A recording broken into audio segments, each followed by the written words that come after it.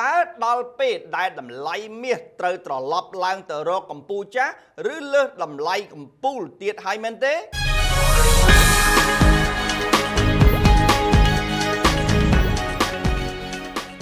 សូមគោរពជំរាបសួរពុកម៉ែបងប្អូនជាទីគោរពរាប់អានថ្ងៃនេះខ្ញុំធីរុំសូមទាញចំណាប់អារម្មណ៍បងប្អូនមកតាមដានប្រធានបទដ៏គួរឲ្យចាប់អារម្មណ៍មួយថាតើតម្លៃមាសបច្ចុប្បន្ននេះដល់ពេលត្រឡប់ឡើងទៅវិញហើយមែនទេបាទតម្លៃមាសបន្ទាប់ពីទម្លាក់ខ្លួនសម្រួលតម្លៃយ៉ាងគំហុកចិត្តមួយសប្តាហ៍មកដែលបានធ្លាក់ចុះជាង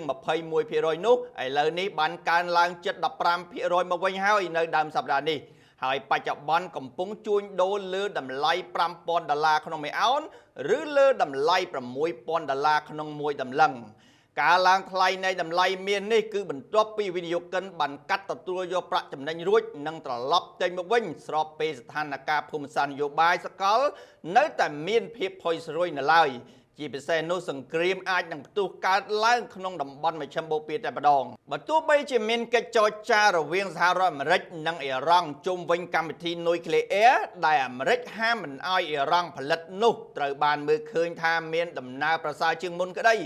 តែមិនទាន់មានសញ្ញាណវិជ្ជមានជាផ្លូវការណាមួយដែលថាអាមេរិកនឹងដកទ័ពដែលត្រៀមបើកការវាយប្រហារទៅវិញនោះទេហើយអ៊ីរ៉ង់ផ្ទាល់ក៏គម្រាមវាយប្រហារមូលដ្ឋានទ័ពអាមេរិកក្នុងតំបន់បន្ទាប់ពីកិច្ចប្រជុំនេះរួចហើយមកដែរនេះបើយោងតាមសារព័ត៌មានអាចារ្យសារ៉ាបានចេញផ្សាយកាលពីពេលថ្មីនេះជាមួយនឹងស្ថានភាពសកលទាំងសេដ្ឋកិច្ចនិងបញ្ហាភូមិសាស្ត្រនយោបាយដែលកំពុងតានតឹងបែបនេះតើដល់ពេលដែលតម្លៃមាសត្រូវត្រឡប់ឡើងទៅរកកម្ពុជាចាស់ឬលើសតម្លៃកម្ពុជាទៀតហើយមែនទេបើយើងវិភាគទៅលើព្រឹត្តិការណ៍ដែលកំពុងកើតមានដរាបណាសហរដ្ឋអាមេរិកមិនទាន់ដកទ័ពដែលកំពុងត្រៀមបើកការវាយប្រហារមកលើអ៊ីរ៉ង់នោះឬកិច្ចចរចាបន្ទាប់បរាជ័យ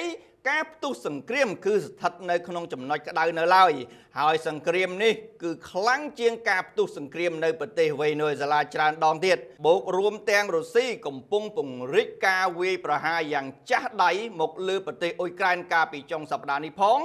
គឺជាកម្លាំងយ៉ាងចម្បងដែលជំរុញឲ្យតម្លៃមាសស្ទុះឡើងត្រឡប់ទៅរកកម្ពុជាចាស់ក្នុងពេលឆាប់ៗនេះបាទសូមអរគុណអរលោកស្រីសម្រាប់ការតាមដានទស្សនាបាទអរគុណសម្រាប់លា